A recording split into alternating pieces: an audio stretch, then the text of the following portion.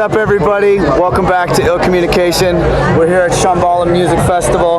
It's happy hour. We got Herobust and Manic to my left, and we are chilling, making some videos, shooting shit, catching up. It's both of your first times here at Shambhala? Yes. Sweet. So were you here yesterday, or did you guys? I just got here today. I performed yesterday. You performed. It was really, really good. This is definitely quickly becoming one of my favorite festivals ever. It's honestly, the stages are they sound all amazing, and the layouts are so creative. Like, I've never played a stage that had quite like the party atmosphere, but was so banging sound-wise. You know, super sweet, incredible, and the lights and production is just top notch. Yeah, PK all around. Yeah, every stage except for if there's one stage that has a function one, so we can forgive them for that. But otherwise, it's PK all around. So you just rolling in? Yeah. I got here like maybe an hour ago or so. Sweet. But I mean, already like the vibe is, you can just tell compared to a lot of other festivals, the vibe is such a higher priority here. As opposed to a lot of other festivals where I feel like a lot of them, when they get to a certain size, they kind of turn into spring break. You know what I mean? Like, we've seen it happen to, I can't name any, specifics, but, festivals, they get to a point where they're really, really monetizable, and then that happens, and sometimes it's for the better and for the worse, depending on what you like. And I feel like the vibe here is really so important that this one will be preserved for a long time. Yeah, it's been, I think, like 18 years of Shambhala at this point. I've been here 11, and I come back every year, man. It's like, it's my absolute favorite. I actually heard, this might not be true, but I heard that today, or this weekend, they've been turning people away, saying we're at capacity. Really? We're not trying to accept any more money. And in a lot of festivals, they would just say, come on in. We'll take your money, and they'll pack it out past capacity, and that's at the expense of the experience. No alcohol, too. Think of how much alcohol money they're giving up by not selling alcohol to like 15, 20,000 people that are here. It creates a really cool vibe out in the crowd too. I feel like it's the overall, like he was saying, it's all, the vibes are very peaceful, they're chill, in control, and also very, very open-minded. And I feel like when I was playing my set, I could pretty much drop anything, and people would receive it in a positive light, as opposed to just kind of be like, oh, what's that? Like if I wanted to, I could drop some bluegrass, and they would be like, hell yeah, I can't do that at like certain festivals. Definitely, really educated and open-minded audience. You definitely and you can go back and forth between mid-tempo and up-tempo stuff here without losing them, which is really cool, because a lot of festivals you got to kind of turn it up to 11 and then see where you can go from there, So it's really nice to not have to hit them over the head with it. You can just take them on a ride, like up and down throughout, and they're still like fully engaged. Definitely. So hey, I really like the Thunderdome remix that you did on the Thunderdome remix EP. Is there any other music stuff that you've been working on that we should know about? I've got a project I'm going to put out on All Good Records. Right now, initially it started as an album, but now I'm debating breaking it into 3 EPs. I've got collaborations with Wicked the Instigator. Oh, he's the best. Yeah, love the guy. And Borum Lee and Break Science. We have a project called Manic Science. So Borum Lee and Adam Deitch. We have some of that. Michael Menard I've been collaborating with. Cool. And the X-Mag guys too. Those guys are really great. Yeah, I caught them at Farm Fest earlier. They're really tight. So yeah, I hope to put some stuff out soon. In addition to the music, though, he's doing like the live band thing, which I got to see at Bisco. It's and that was only the beginning. You know what I mean? So it's a whole new thing. It's gonna be sick. I've been trying to add a drummer where I can. I love drums on electronic music. I think the amount of energy a live drum set brings to a show is just incredible. And it's also, I feel like, one of the most difficult things to implement into like a live show. Because as soon as you're like, hey, I have a drummer, you either have to backline the drums or bring the drums. Yeah, backlining drums is a pain. And then that's a whole nother sound game too, because you have to mic them and set them up.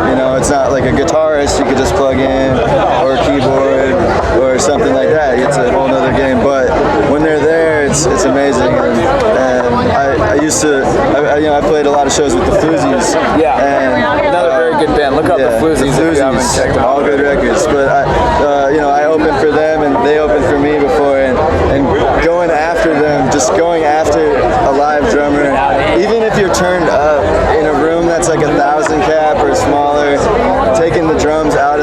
situation is just even if you're blasting it, the whole energy is different. Yeah. So finding a good drummer that knows not to carry the beat but to accentuate the beat and not try to stand on top of it to just sit pocket. Colby Buckler. He's also Colby Buckler. Also, he's played a lot of shows with me as well. Right on. My drummer, I go between Colby and Jacob Barinholtz, phenomenal drummer out of Chicago from this band, The Coop. Oh yeah, I know The Coop. Yeah. So I played Sonic Boom with them one time. Yeah, really nice. We shared a shuttle. super cool. Yeah. Sweet. Yeah, I think like it's really cool as we see like the electronic music culture kind of leave being DJ warehouse party kind of vibe and into more of like concert theaters and like main stages at festivals. You know, I think we see a lot more of these kind of artists who just aren't defining their genres by BPM anymore, you know, because it used to be like, you know, like 10, 20 years ago, you know, you go to the record store and you'd have your BPM with your subgenre that you played and you'd want to get all records that match that genre and you'd be like, oh, what do you got at 128, what do you got at 90 or whatever, and BPMs would be like very, very rigid, you know. I think like really, you know, even seeing like trap kind of like just jump off of 70 and be like, no, we want to have trap at every BPM, you know, just seeing that change. I think we're really going to see a lot more of that, you know, just these artists and genres that are just completely not defined by BPM anymore. Nothing can be static, and now more so than ever. Like nobody's attention span in 2015 can sustain a genre locked in at one tempo for even 6 months. Yeah. You know what I mean? So it's an exciting time to be creating the music because you're always challenged to update it, to do something new. Like they're a very demanding audience, and so it makes it fun. It's cool. It's really inspiring too to see other, you know, it's you guys and other artists, everybody, you know, taking the BPM out of the genre mentality and just kind of applying inspiration and maybe the techniques that were applied to a certain genre and, you know, switch the tempo and add other elements, and it's creating this whole kind of awesome, new, inspiring, beautiful music that we're all vibing to here at Shambhala. It's really a lot of fun. So Hayden, you know, obviously very prolific producer with tons of new stuff all the time. What you got any new tunes we should know about? Anything you're excited to play for us? I mean, nothing. I can't name names. I can't name labels or anything like that. But I will say that I'm excited about, you know, where everything's going. I have a ton of new music to put out, and I honestly, right now in my career, just looking at culturally where EDM is at and where hip hop is at, I'm more excited about hip hop currently. I think like hip hop is embracing originality more so than EDM, which can sometimes be kind of like a cookie cutter driven thing. Like this, like what we're saying, this is the tempo, this is the, you know, whatever. And hip hop more than ever is just like, you can put out an album with no singles. I mean, like Drake just did it, Future just did it, like everybody, it's like, it's amazing, it's amazing, it's amazing. The new Kendrick record, too. There's not really a single on there, you know, it's a great record. I love it. To it like a million times. I still feel like I'm just scratching the surface of it. And that's what I mean. Like I love electronic music, and for the longest time that was where as a producer my creativity could be just to the max. And now I'm feeling that like hip hop is really where it's cultivating more originality, more just, you know, give a fuckness. You know what I mean? Just do your shit. And so I think for me, like all my new stuff is gonna be somewhere in the middle, but I'm really excited about it. Cool. I'm stoked. Yeah. Cool. Yeah, that kind of like gray area between electronic music and hip hop has always been, sure. you know, where I you know, plant my sound as well. Totally. You know, I think all of us are pretty big on the hip hop influence for sure. Yeah, man, it's a good time. So, have you been like reaching out to people in the hip hop community that have been like? Totally. So, can you tell us a bit about like anything you can tell us about yet, or?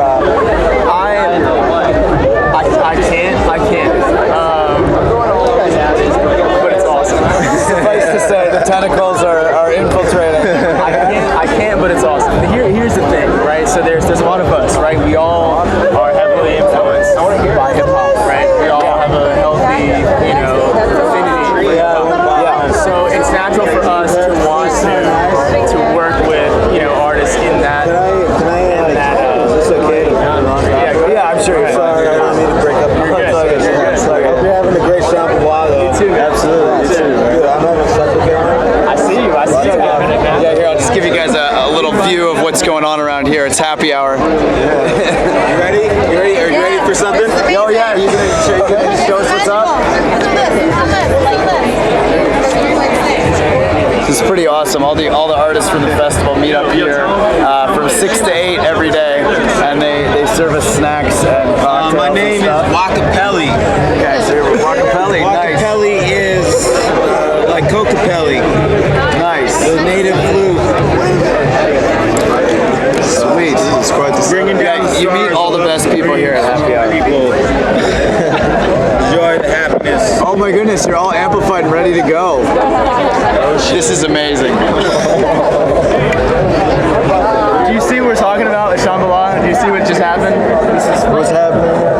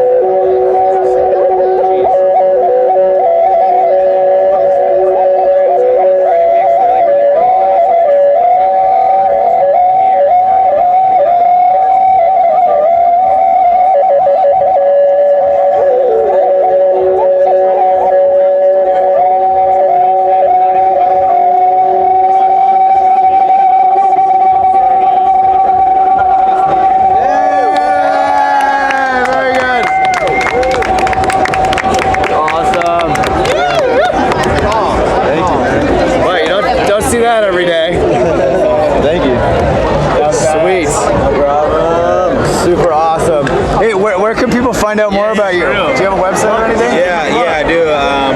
Tribeofthesons.com. I finished with my first 5 CDs. I've been playing ayahuasca ceremonies for like 20 years, and I just came in the festival circuit where like I'm starting to record my music now, like 9 months ago or less. So in the 9 months, I've made like 5 CDs. So I have like people that are coordinating like a website for me and trying to post that music onto my website. But so like there's 2 of the 5 CDs that I've done that are up now. Tribe of the Sons. Wakapelli. Cool. Well, thanks so much. We appreciate it. Lots of love. Super cool. So you see what we're saying? Like, I mean, tell me you're gonna see that at like this festival, that festival, or that festival. This festival, Shambhala. It happens. It happens. Special stuff. Yeah. Cool. Well, so I find like a lot of the time when I'm if I come across things. Wait, hold on. What's up with your music? Yeah, straight up. What's good? Okay, What's really good? All right, cool. Okay, so I'm almost done. I'm almost done a new album. Name names. I got collabs with Stefan Jacobs on there. One with Alicia.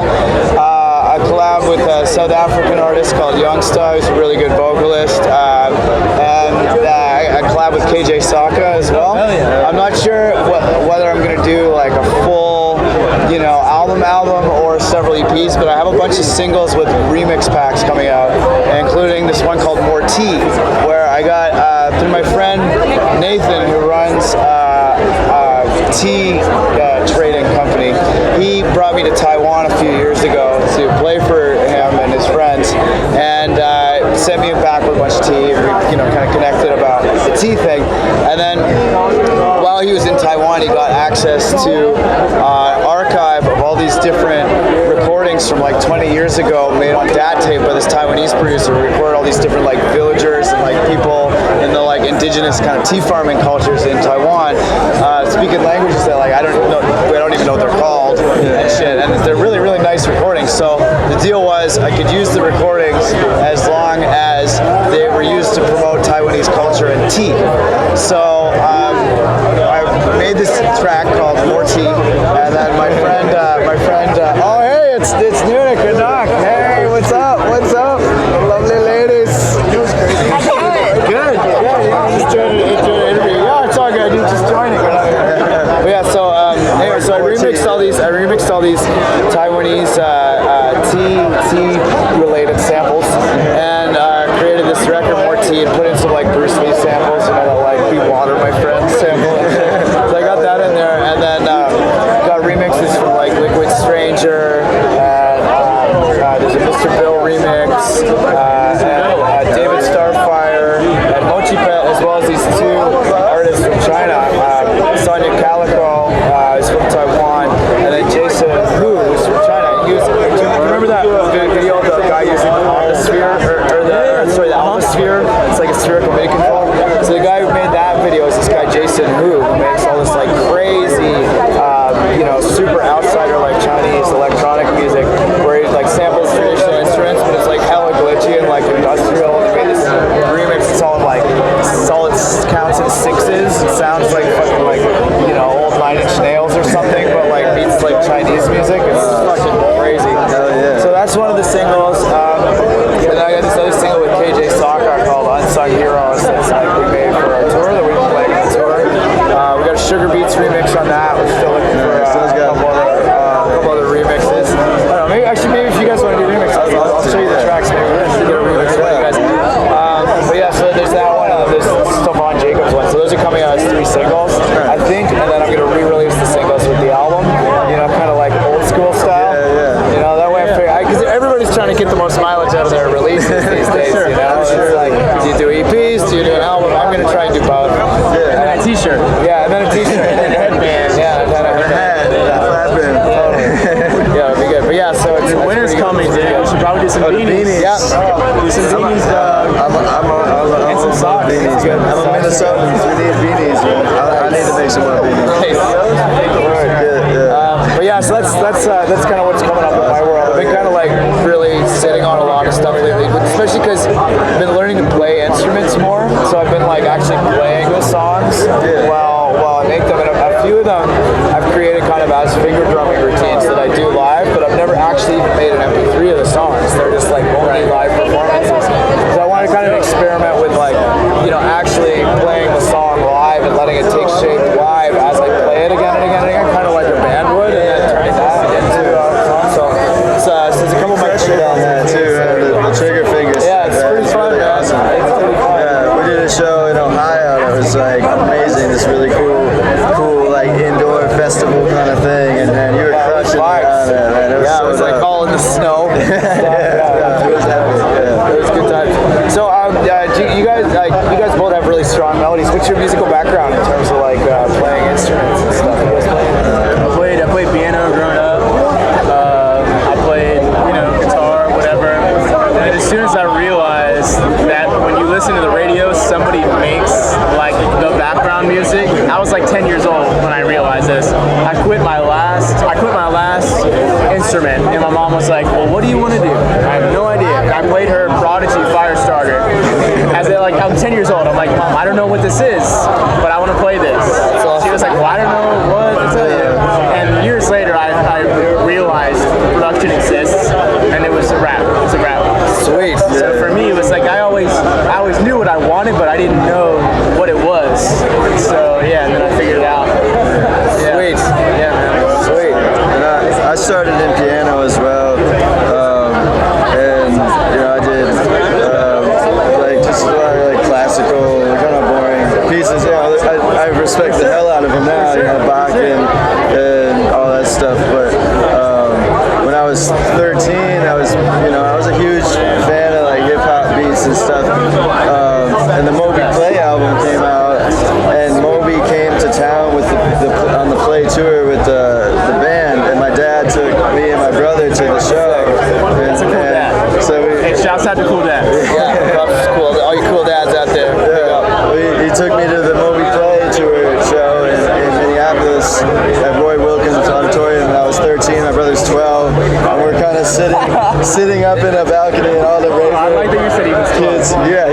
it was just the three of us. They were just like the youngest kids in this whole Moby play show, and he played the whole album. Everybody in the band was from like a different continent. That's awesome. And then since then, I loved like Moby at the time. Like I loved the play album as you could hear. It felt like you could hear the productions being built as the progressed. You know, like you started with here's the main idea, now here's the drums, and and it just kind of like evolved from the beginning, as opposed to like here's a chunk and here's another chunk. You know, and I could at the time I felt like I really kind of like related to that, and I really wanted to like make. I just wanted to layer ideas. You know, I wanted to layer like here's a melody, here's a bass. And my dad got me a keyboard, and then I quit piano lessons. Actually, my piano teacher kicked me out of lessons because I was making beats. And then the I rest had the same thing. I had a guitar teacher.